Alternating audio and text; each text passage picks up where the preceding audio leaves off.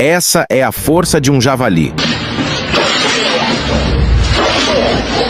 Esse pumba é incrivelmente forte e resistente, e no seu habitat natural, o único predador capaz de caçá-lo com eficiência é o poderoso lobo cinzento. No Brasil, no entanto, ele encontra um cenário bem diferente. Introduzido nos anos 90 para a criação comercial, o javali europeu acabou escapando e se multiplicando rapidamente, já que aqui não possui predadores naturais. Com uma musculatura robusta, dentes afiados e cascos duros, o javali é capaz de se defender até de animais maiores, consumindo de tudo que vê pela frente, como raízes, pequenos animais e restos deixados por outros predadores. Um javali adulto pode medir até 1,5 metro de comprimento e pesar entre 50 e 80 quilos. Sua presença ameaça plantações e ecossistemas, competindo com espécies locais e destruindo vegetação nativa. A população de javalis e javaporcos no Brasil é estimada em cerca de 3 milhões de animais,